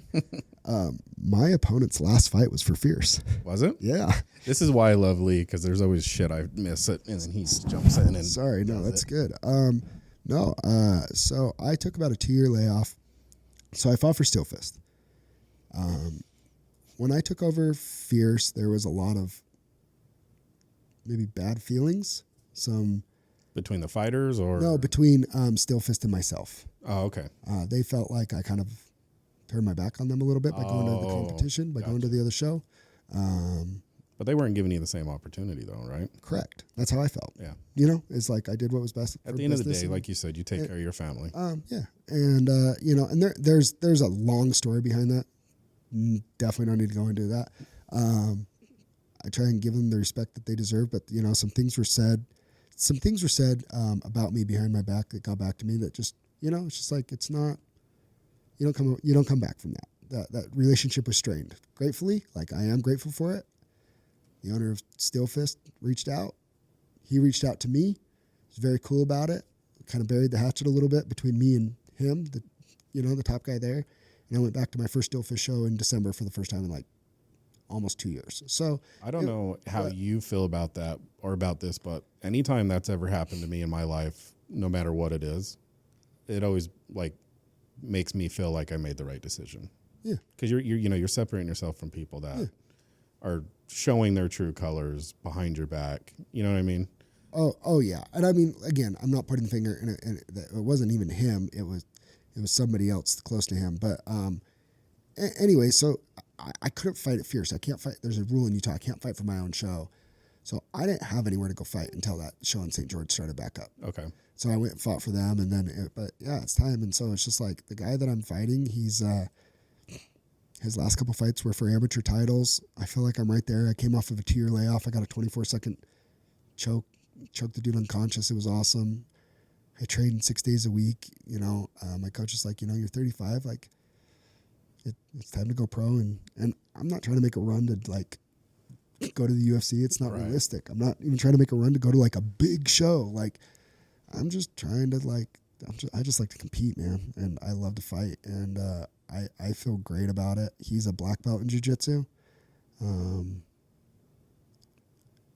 His name's Roger, actually. He had a long amateur career. He was 5-6 as an amateur, but fought a lot of tough guys, including for our 185 amateur title. He at Fierce. So I definitely have a level of respect for him, but like I plan on beating his ass, beating him up. Yeah. That's good. Lee, what else you got? I know you got questions. Just like the difference of like you being in the cage than, you know, being on the outside running everything. Like, what do you enjoy more? Like, I'm a fighter first. Like, yeah, I used to say this, and it might be true. Like, I am a huge fan. Like, don't get me wrong. Like, I'm a fan of Kent Moffley. I'm a fan of Zeke Lawton. I'm a fan of a lot of these guys. It took a while for me to realize too, though, that like I am a fighter too. Like, I am the type of guy like you have to kill me in there. Like I love to get after it, and I'm not like Nate Diaz says, it doesn't hurt to bleed. So, you know, like I'm down for a good time in there, you know. What I really enjoy, I think I enjoy promoting more just because like I love the growth of the sport. I love seeing the growth of the sport. I feel like I'm having a hand in growing MMA in Utah. That's deeply satisfying for me, where like fighting, it's almost like a guilty pleasure where it's like, well, you probably feel more at like natural when you're in the ring. It's like it's truly like liberating. I say the reason why I love MMA, like I said, I used to be obsessed with football, baseball, basketball. I was a diehard Jazz fan. I'm a diehard Atlanta Braves fan. I'm a diehard, Lions fan and Broncos fan. Like, I used to like love those things, and I still do like them. But it's like there's something about the purest form of competition of it's just me and you. And then if that ref wasn't there, one of us would die. Right. If there wasn't a ref to say end of the round, whatever, like, and so it's like that last guy I fought, it's like you're dead if that ref isn't there to make me stop choking you. Because you're not letting go. You're dead. Right. You know, it's the purest form of competition. It's me versus you. Like, I take pride. Like, I've never been legitimately finished in a fight. Like, I've never been knocked out. I've never been stopped. I had a ref make a bad call, stop a fight prematurely and make a bad call when he thought I was out, but I wasn't. But, you know, that's part of it. I've lost a really tough 5-round decision, and I've had a draw, but, like, I've stopped people that haven't been stopped. Like, that's insanely gratifying. There's nothing like beating somebody. There's nothing like getting a tap saying, you know, them saying, I'm done. I can't. Yeah, like, I beat you win. Right. Like that, there's something with that. Or the ref pulling you off as you're pounding somebody because they can't advance their position. Like, that's I would have killed you, dude. Right. There's something primal to that just like speaks to my soul that I love. That's cool. I know, like, me growing up, I grew up playing football my entire Little League life, all the way through high school.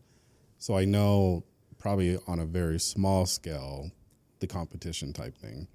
And then I used to just be, it didn't matter what it was. It could just be backyard basketball. It could be Nintendo. I mean, whatever it was, I'd get really, really into it. In my adult life, I guess you could say I got soft. Where, like, the new, like, sport for me is golf.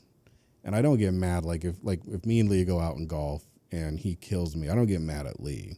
I get mad at myself, you know. And so, you know, we have other friends that like to you know, chuck clubs and do all that. I've been that guy. I've done that before. I've snapped a club. Have you? I have. See, I've never snapped one. I've thrown the driver before. But, like, you know, even, you know, at the age of 38, going and golfing, and, you know, I get so pissed off at myself that, like, you know, me and Lee will go golfing, I'll play like crap, and then Monday I'll get off work and I'm at the driving range. Yeah. And now it's got to the point where, like, I have my own backyard net. Nice. You know what I mean? Like, I'm like always trying to work on something. So I mean, I get a little bit of what you're talking about. I would never want to mess with someone like you. And I don't even feel like I'm that scary. I'm competitive. You know, like. Did you have brothers and sisters growing up too? 2 older sisters. Really? I'm just the youngest. Really? So, man. Well, always the youngest. Like, I was the youngest in my grade by a long, like, I graduated when I was 17. I didn't turn 18. Excuse me. I have, like, something stuck in my throat. You're good. But I didn't have something.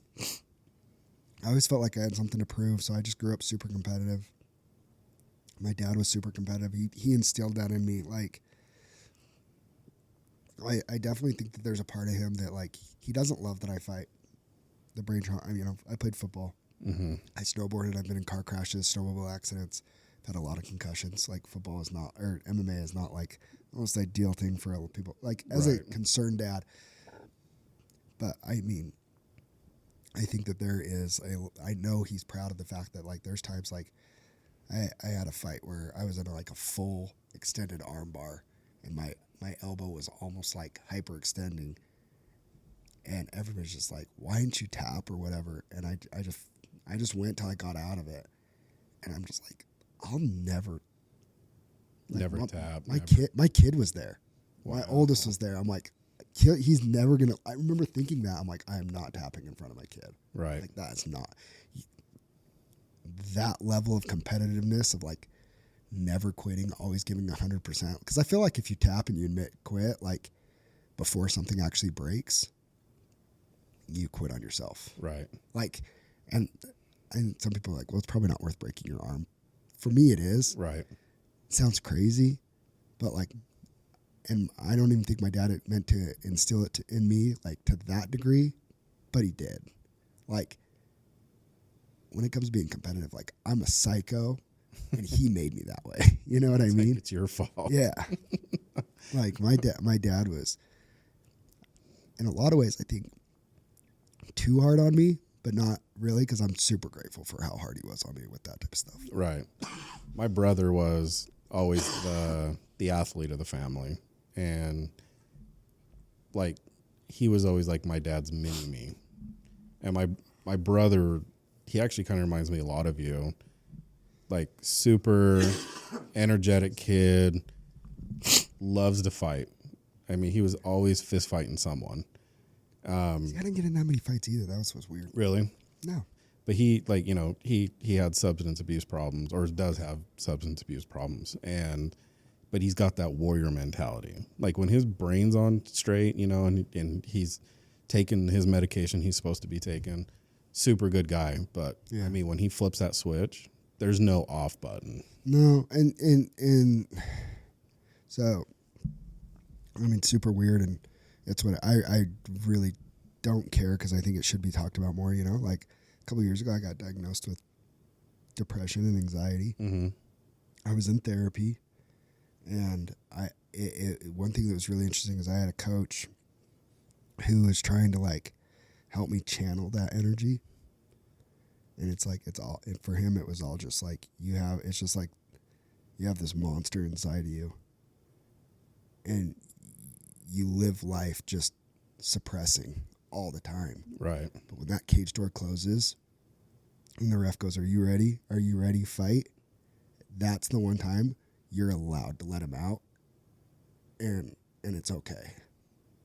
You know? Right. But the rest of your life, you're just like, but it's all about channeling that. And then I had a therapist that was telling me like, no, you're not a monster. Like, you're a good guy. Yeah, you're a good guy. Right. That's actually one of the things I hated hearing. It's like, you know, you're a good guy, right? You're a good person. Do you equate that to being like soft? No, because I think it's the whole thing right now. It's become very popular to talk about, but it's so true. It's like, I'd rather be a warrior in a garden than a guard in a war. Right. I listen to Jordan Peterson a lot. He's awesome. Right? And he talks about that. Like being a man, and it's being a dangerous man, but controlling it. Right. Like one of the most like, I'm not some like bad A that could just like F up the world. Like, I don't view myself like that. But like, if I'm challenged, like, if you come into my arena, I have no problem sticking up for myself or my family. Right. Right. But I also take a lot of pride in that. Like, my wife was asked once, she's like, "Does it make you nervous, like Zack doing MMA?" She's like, "Why?" He's like, "Well, like, what if you ever got angry?" She's like, "He would never." You know, like, my wife and kids know, like, I would never hurt them. Right. You know what I mean? Like, it's like, it's all about channeling it, but it's like, I think that's like, well, the discipline is so... The discipline, but it's like, you want to talk about soft, I think somebody that's soft, somebody that hits women and kids. 100%. That's, if that's what makes you feel, like, that's not tough. Like, that's, to me, that's what a soft man does. Well, it's a bully. You're picking on people that, you know, can't, are not at your level. My wife will actually tell most people, since I've started training MMA, I'm way calmer.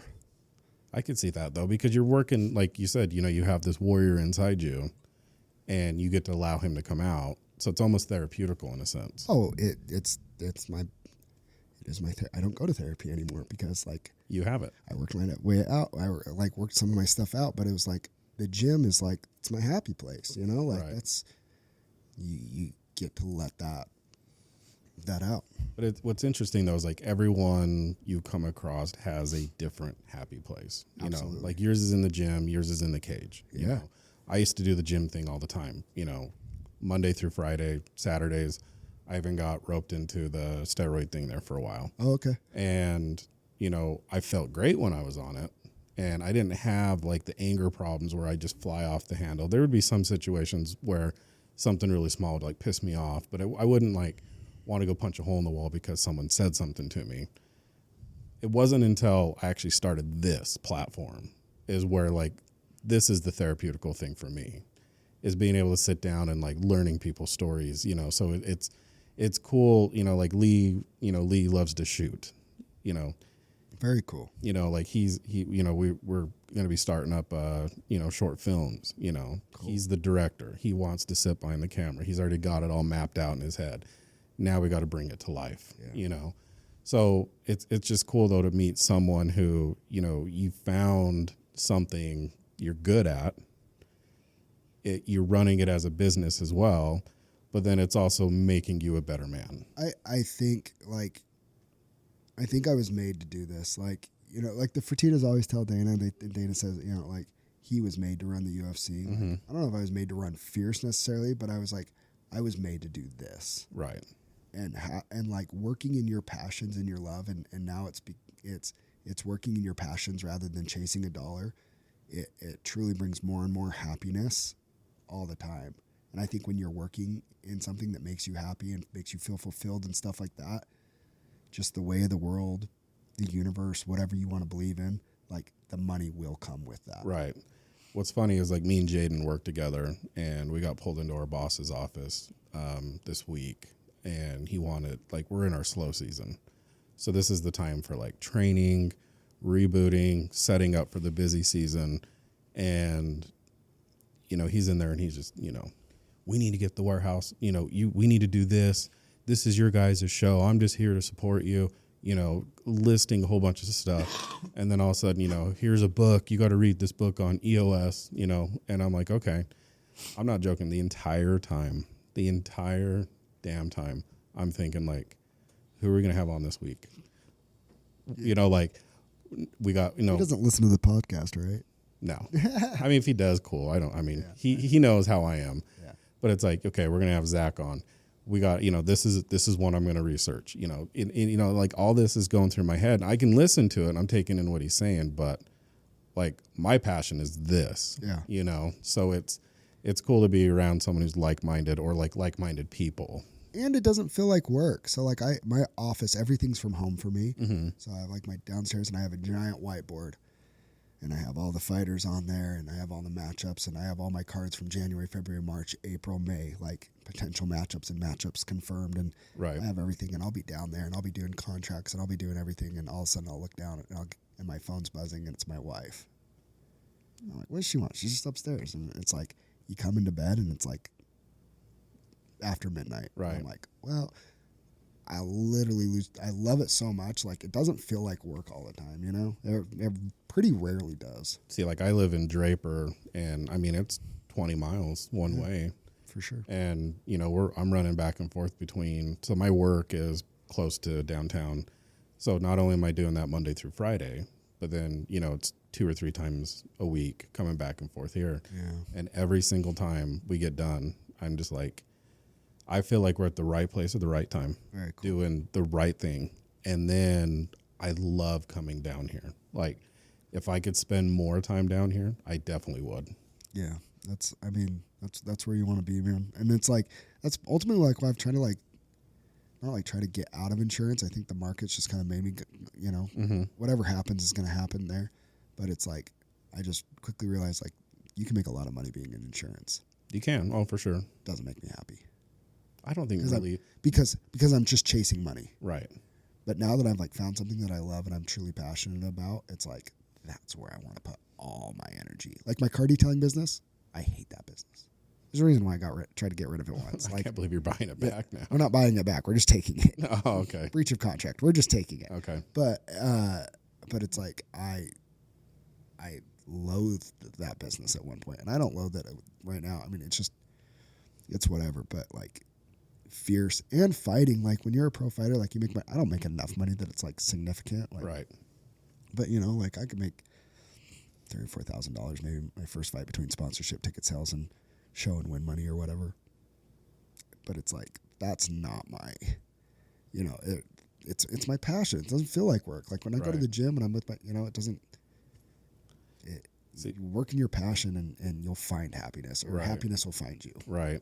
It's funny because like I'm a single guy. I don't usually date that often, but I'll come across some women, you know, I'm interested in, and you know, they ask, you know, well, you know, what do you do for a living? And I said, well, you know, I'm operations supervisor during the day and podcaster at night.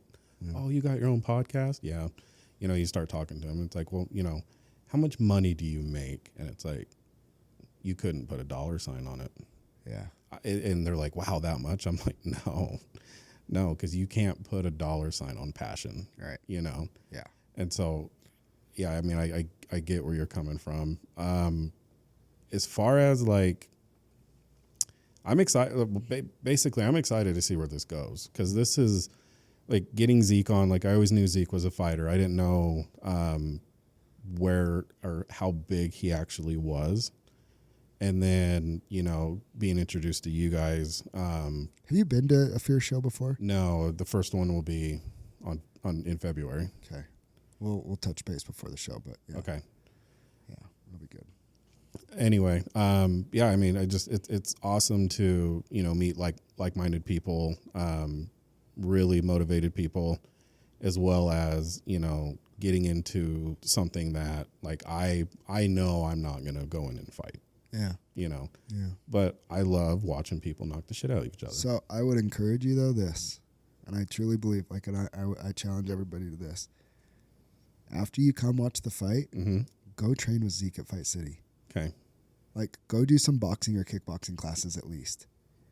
And if you don't, at the very, like, I believe that everybody should. Okay. Train in some sort of discipline. It will change your life for the better. And you will love it. And then once you do that a little bit, and then you come back to a Fear show, you'll appreciate it even more. It'll make it even that much more enjoyable. I will take your challenge. Because it'll be awesome. And Fight City, Eric Walline's a great coach. He's there. Marco is up in Park City, like he said. His other coach, like, they're phenomenal. They have a great team, great thing going on up there. I need to see who my Peruvian boys train with too, because there's like 4 or 5 brothers, and one of them is a owner operator for our company, and he's always the one you don't want to mess with. Yeah. He doesn't strike you as like a big badass person. He's really laid back, but you can tell he could flip that switch. Yeah. See, that's like the best thing is like Kent, right? Yeah. Have you met Kent? I have not. I'm super excited. Have you seen him? He's a big dude. He's huge, right? And people are like, dude, he's terrifying. I'm like, he's a big teddy bear. Like, is he? Oh, yeah. He's like, man, he's such a good dude, and he's so nice. And like, my kid loves him. Like, my 11-year-old, he loves Kent, and he's nice to him. And Kent's got this, but man, when that cage door closes too, Same thing. He's walking somebody down. It's like, like I've seen him put people out that it's just like, good Lord. Damn. I love watching Kent. No, I'm super excited to meet him, and yeah, I mean Brian as well. I was actually really honored, and I really hope Brian watches this. So I'm going to give him a big shout out, because I was really honored that he took the initiative to call me, and and offer to come on the show, and that actually meant a lot to me. Yeah. I couldn't talk at the time. I couldn't talk to him in detail about it, but I did tell him, I'd get back to him. I got back to him last night and got his date scheduled. So super thrilled about that.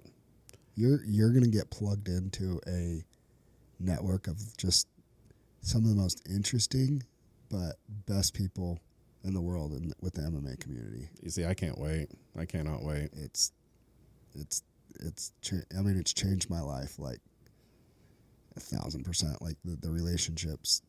I mean, it's crazy. I mean, just real quick. So like, and you want to talk about small world. So my head coach, his name's Aldo Arasia, Brazilian guy. He has the same nutrition coach as Gilbert Burns. Okay. His name's Marcelo. I forget his last name right now. Gilbert Burns. Aldo and Gilbert Burns, along with the guy that trains at our gym, and they created a recovery drink called Rush Hydro. It's actually one of my sponsors for this upcoming fight. Okay. It's one that's just launching. So check out Rush Hydro recovery. But, so Cole Faust has been going out to Killcliff in Florida. He just went out there for a week and trained with Gilbert Burns through that connection. Okay. And it's just like, my other coach, Jordan Smith, he used to train with Anderson Silva and Leota Machida. And it's just like, and, all right here from Utah, but like that outreach into just all these other opportunities. And the recovery drink is really good, by the way. I use it after every workout. Okay. But, little plug. But it's so cool that, the connections you make here and stuff introduce you to, like, I have people like Gilbert Burns, like, liking my stuff on social media and stuff like that. Gilbert Burns is, like top notch, top of the food chain, welterweight in the world, Right. I mean, it's the MMA world and how, but like the way they connect, everybody connects it together, like It's like a big family. We're pretty much a big family that we go in there and beat the brakes off each other. But, you know, like 99% of the time, it's all respect after too. I love that. Yeah, I mean, I'm super excited. And anything, you know, like I said, we can do for you guys, let us know. Spread the word, man. Just let people know. Hey, if you like MMA, go to the fights. If you like MMA, you like the fights. Because guess what? Every fighter that you support, like in the UFC that you're a fan of, they all started at shows like Fierce or smaller. Right. Like we all started at those shows just trying to sell some tickets, make some extra commission money on ticket sales. And those shows only happen if people come out and watch, right? You know, that's the business side of it, unfortunately. So, well, it's safe to say I think we are a fan. Awesome. And we will support you guys in any way we possibly can. You're going to love the show. Right on. Anything else you want to add? Thanks for having me on. Thanks for giving us the platform. You know, go check out Fierce Fighting Championship, February 10th. We're bringing, for people that don't know, you know, so we have a main event, heavyweight title fight, Kent Mafaleo versus Jared Vandera. Jared Vandera is a UFC vet, got cut by the UFC. He's trying to get back. Kent's obviously trying to get there. You know, we have Carson Hardman, who's fought in the PFL just recently. He's fighting a UFC vet, Justin James. So we have 2 UFC vets on the card. We have Joel Haro, who was our former bantamweight champion. He's back for the first time in almost a year, trying to work his way back to getting his belt back. I mean, he's somebody you could definitely see on the big show by the end of 2024. We have 4 amateur title fights, and 7 of the 8 contestants are from Utah. That's awesome. Like, that's a big representation. I mean, we're talking the top amateurs in Utah. I feel like are being represented on this card. It's just, it's the biggest card we've ever put on. Perfect. Lee, we're going. Oh yeah, absolutely. You got anything else you want to add? I'm just excited to check out the show and wish you good luck on your fight. I appreciate it. Yeah. If you were with that win, if you were a little bit closer, that's fair. No, I mean I get it, but dude, it's Is it on pay-per-view? Yeah. I'll send you a link. Okay. Yeah, it'll be fun. We'll check it out. Yep, absolutely. Everybody was pissed last time. I had a whole bunch of people come, you know, from up here to come support me, and I really appreciate it. And I checked them out in 24 seconds. And they were like, "We drove all this way to come watch you fight for 24 seconds." Right. I had family drive from California to St. George. They're like, "Are you serious?" That's how I felt with the Conor Aldo fight. When he knocked him out, I was like, God damn, I wanted to see a good fight.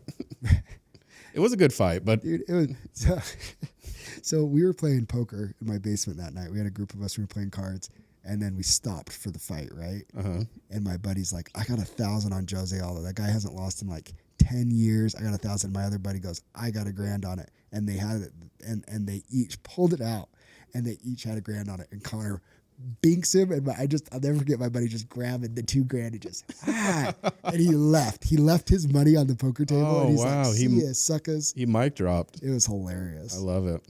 All right, well, we'll end it with that, and then just anytime you guys want to come on, just hit us up, and we're always available. Thank you. Appreciate you guys. All right, thanks, guys.